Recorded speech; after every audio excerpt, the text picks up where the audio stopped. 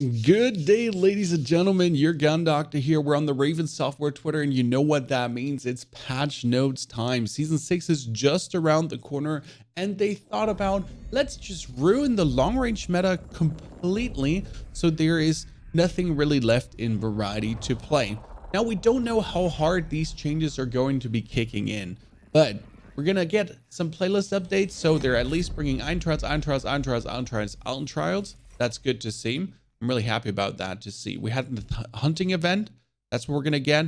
Really lucky about that. Obviously, also, the map is going to get destroyed and the old gulag is coming back. It'll be interesting to see which weapons they're going to be, but also what really happens to downtown. Apart from that, they still kept like that huge building, but at least we're getting the map changes we've been asking for a long while. Now, what did they do, though, to the guns, and what new guns are we getting? First, there's the 410 Einheit shotgun, 11 action shotgun, high damage at close range with an improved fire rate. Reliable 2-shot kill with a short 1-shot kill range. I guess that's going to be mostly for Black Ops Cold War. The shots to kill are for Black Ops Cold War, but going to be interesting also to have. It's also the free gun, so everyone is going to have this shotgun. So this is the battle pass gun, straight up, everyone gets it. Then the Graf assault rifle, full auto assault rifle, fast firing rifle with improved range, fastest bullet velocity in class with modest damage and moderate recoil. Okay, new long range rifle. Is that why everything gets nerfed? I mean, the theory of things getting nerfed to then bring out, you know, broken stuff is once again there. Then we have some in-season things coming, and a battle axe on launch too. Well, congratulations. But what did they actually do to our guns? The C58, the EM2, MG82, and the Stoner are suffering. So the C58 more recoil, but they have been giving it more recoil a couple of times already and was still controllable. So I'm asking, how much more do they want to give it? Same to the EM2. The EM2 got more recoil, but it's still controllable. So are these changes going to ruin them completely? Since they have tried a couple of times to ruin it, I guess it's the end. Then the MG82 gets more recoil. I think that was needed because the gun had really quite no recoil at certain points, especially when you're playing in Rebirth Island. You could play it absolutely no recoil. And then we have the gun kick increase and the recoil increased on the Stoner. Arguing that the Stoner is an absolute laser beam and quite crazy, I guess it's okay. Might be that the Bruen now is the wave again. I mean, we've been playing the 100-round Bruen for quite a while. The 60-round Bruen works. The 100-round Bruen is more of a beamer. So I guess could be a thing to whoop it out again over the light machine gun alpha if you want to be playing LMGs. Then again, what is left now in the long range? There's also attachment changes which are absolutely needed. The Tiger Team Spotlight is getting nerfed. Movement speed multiplier decreased from 3.2 to 3. ADS movement speed multiplier decreased from 3.2 to 3. I would have even put it down to 2.5 because it's a little bit too much anyways. The OTS now has an ADS speed multiplier decreased. Okay, reload time decreased. I think that's good because the OTS with the super fast reload mag has just been too fast reloading. You were literally pumping out 40 bullets, bah, bah, 40 bullets, bah, bah, 40. That thing was just absolutely crazy. So I do believe that is an absolute needed change to the OTS. Now, if we're looking at the gun changes though, EM2 out, C58 out, Stoner gone, MG82 gone. What's left for the long range beaming? I know most people already know this, but I guess two guns are really brilliant right now, XM4 and AK47. The AK47 has always been good. I'm currently playing it with the Royal Cross 4 times because it really pulls the recoil nicely in a line. And yes, it does actually make the recoil pattern better with the RPK barrel, cruise suppressor, Spasnos grip, and 45 round mag.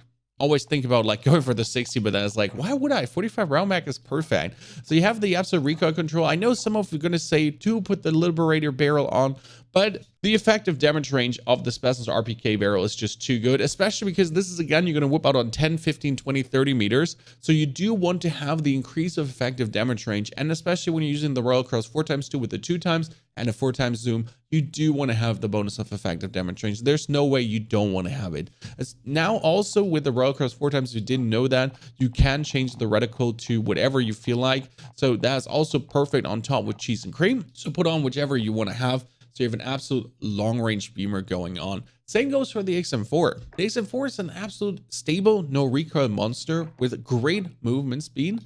And I'm also playing that with the Task Force Agency Suppressor, Field Agent Foregrip, 45 round mag, and This one is a bit trickier. You can play with the actual 3 arms. You can play with the 2 times. You can even play with the Royal Cross 4 times, even though that's a bit iffy.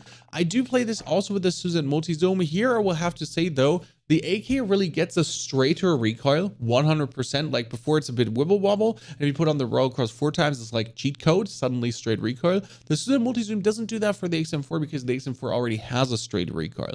But what I really like about the Susan Multi-Zoom is the absolute no recoil in the first one. I mean, it's 1.7 times and 3.5 times roughly, whereas the 3 times zoom is a 2.1 times zoom. So the first of the Suzette is essentially the 3 times, and you have the bonus if you would like to go for it to have the 4 times. I mean, this is no Craig Ultra laser beam, especially not on super range, but it's absolutely stable, good beamer, especially with a fluid recoil. It's not like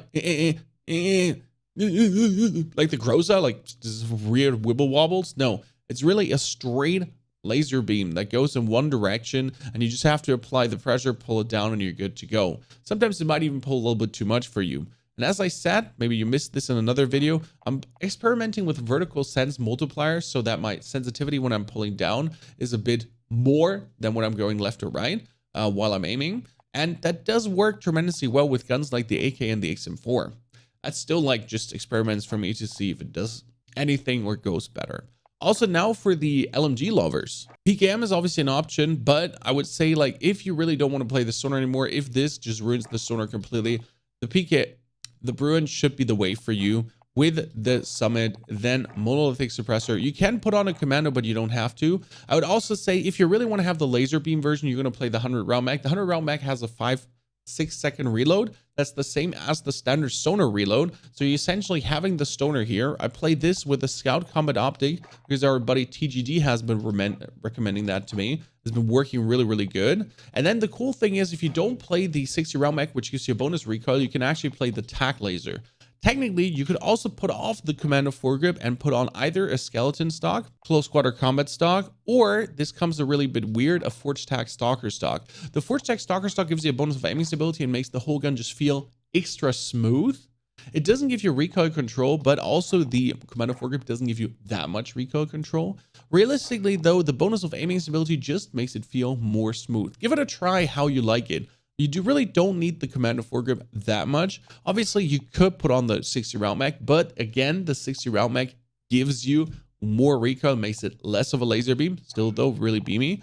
So Commando foregrip or Forge Tac Stalker stock for me, both feel absolutely fantastic, and you do pretty much have the Stoner Modern Warfare. Ladies and gentlemen, are you excited for Season 6? What do you think about the changes? Is the map being blasted something you're looking forward to or not? The weapon changes, I'm not sure if I do agree or not agree. I mean, the main people haven't anyways been playing the M2 and the C58. They have not been meta, at least not for the casual gamers for a while. If you're really good, you've been still playing these two, but they have not been ultra meta. The Stoner, obviously, it has been Stoner Zone for a while, and the MG82 on Rebirth Island. So I guess that's okay. But the left side feels completely unnecessary. But what do you think, ladies and gentlemen? Are you agreeing, disagreeing? Are you feeling the same? When the Tiger Team Spotlight was 100% needed, it was way too good. Looking forward to Season 6. Looking forward to cover the new weapons, to finally have new content. Maybe we can do like 4 or 5 videos with this season instead of the few we could only do with Season 5. We're definitely getting more content than we have gotten with Season 5, so that's already good. There's actual map changes and more beautiful content. Is it going to be enough, though, until the Pacific map? That's the big question. Heads up, I played Battlefield. I'm going to be putting out a Battlefield video too. Reality already, not my cup of tea. So you're not going to be seeing many Battlefield videos here. I hope Hazard Zone is going to catch my attention. But if Hazard Zone is bad, like that's the only mode I'm really interested in Battlefield right now. If Hazard Zone is bad on release, that's it with Battlefield for me. Which would be kind of sad, but it is what it is. Wish you a fantastic day. Don't forget to subscribe to find your way back. For more, check out the other videos, New World and other shenanigans. Wish you a fantastic day.